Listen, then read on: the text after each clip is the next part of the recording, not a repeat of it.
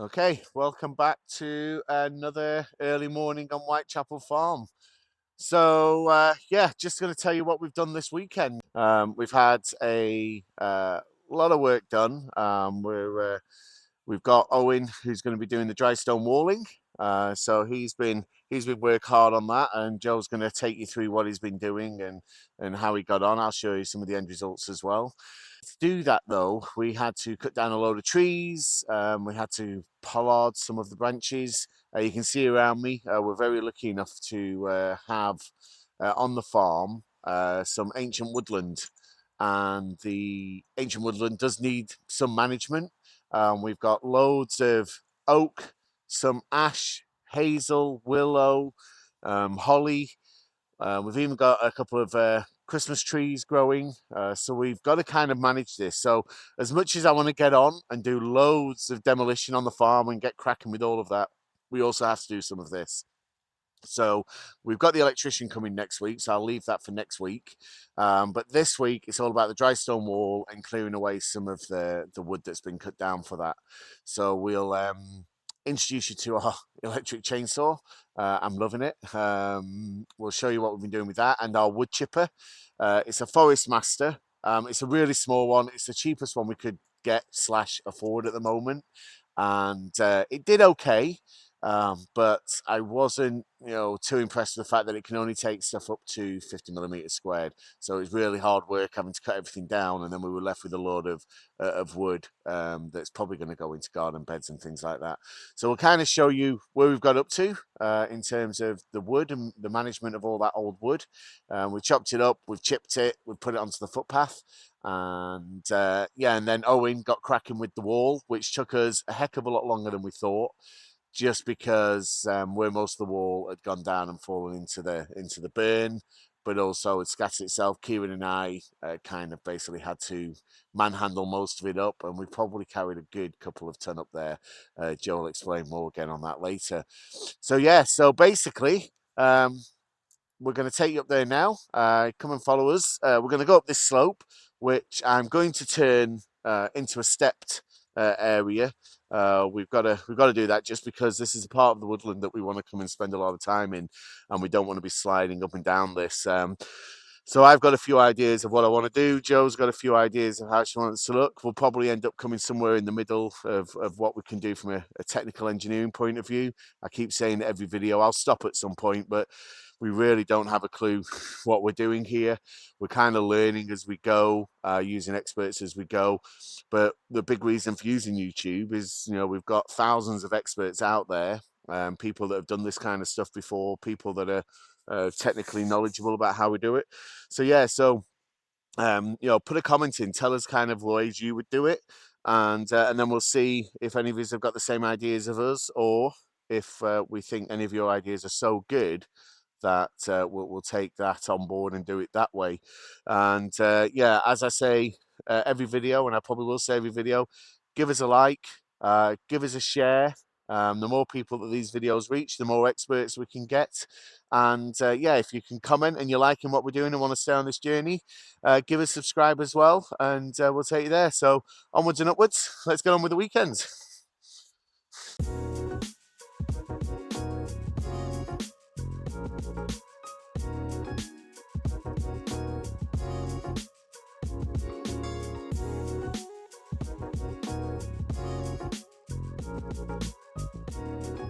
So this week we are having dry stone wool repairer to come and give us a quote for repairing this big hole in our dry stone wall.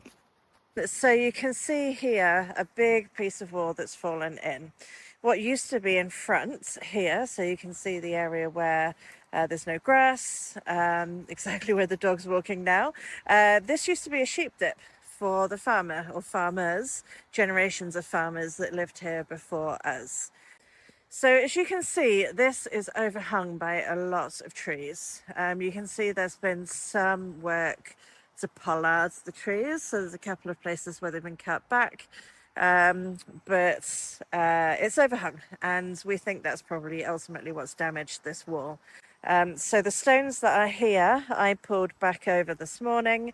You can see that there's some stones that have fallen down here and they're pretty heavy. So it's taking a while to pick them all up and chuck them back over this side.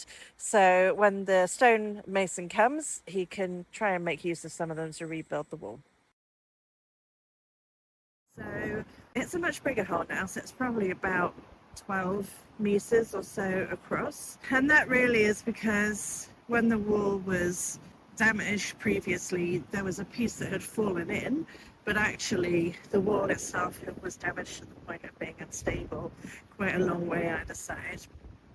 So the guy that's doing the dry stone walling has had to take it all the way back either side and do a lot more work than was anticipated. There are some grants and funding that you can get for repairing dry stone walls. I'll link those into this video so you can see what the number is, how much you can get, and there are conditions. There's a lot of conditions, so I won't list all of them, but it's worth having a look at. It's not obviously going to pay for the whole thing, but it'll pay for some of it. Wall updates. It's done. It's a mess. I've got to tidy all of this up, but it is done. So what we have is a very long stretch of wall. So we thought this was going to be 4 meters that needed to be replaced.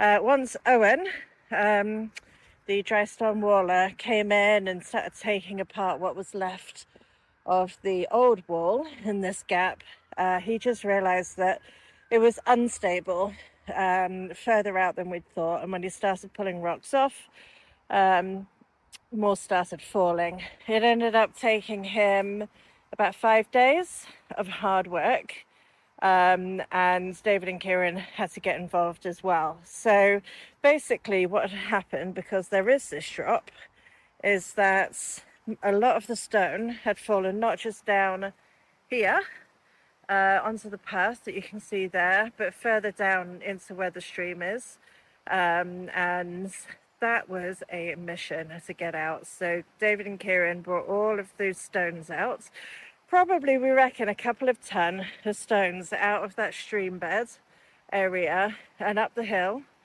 going all the way down here, in a wheelbarrow over the course of about 4 days. That was some super hard graft, but it's done now, and it saved us hundreds of pounds of new rock.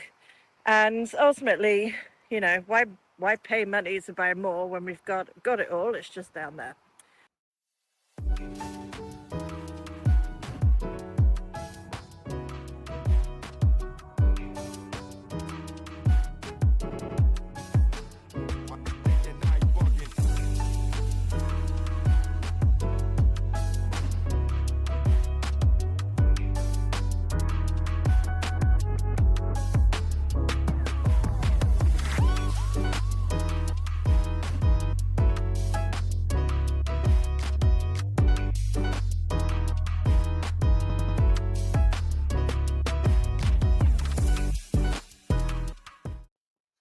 Okay, so we're all set up for this task.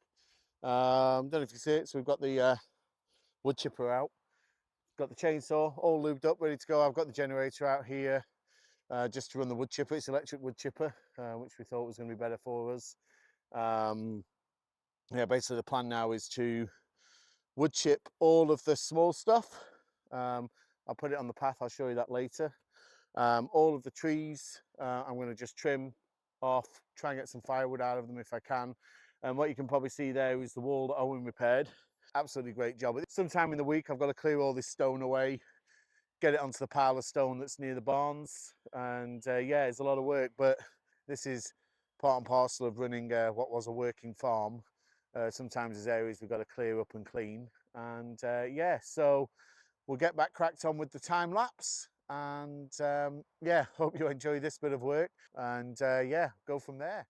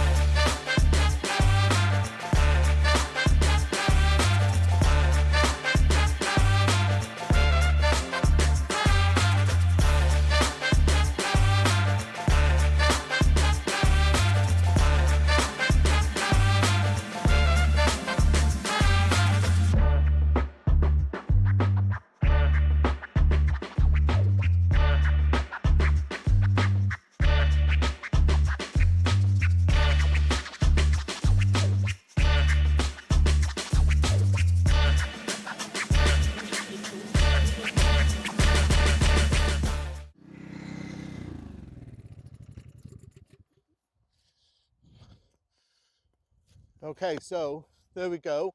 You probably get a gist of what I'm going to be doing. So you don't need to see 10 minutes of time lapse, but basically, yeah, now I'm going to work myself all the way through there. The idea is that I'm going to create some logs. We'll put them to season for 12 months, and even if they're not good enough to use in a log burner, we can use them outside in a fire pit or something like that.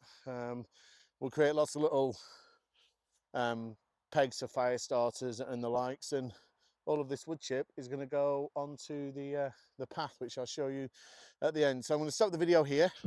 I'll bring it back on later once this pile's gone, and talk you through the next steps. So I'm going to get cracked on, and I'll see you all in, well, I'm going to see you all in about 5 seconds, but God knows how many hours it's going to take me. So I'll speak to you in a minute. Bye bye.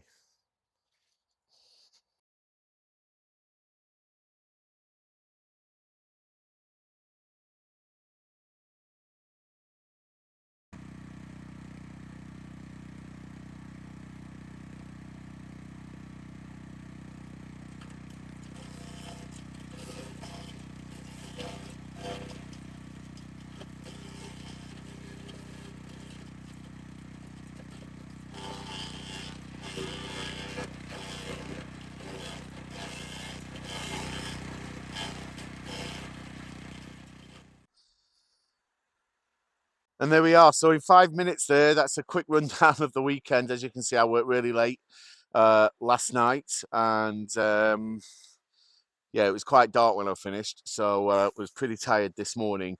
And even though it didn't look like a lot of hard work, it actually was. A couple of times I was breathing a bit, probably because I'm overweight at the moment, so I'll have to get onto that as well.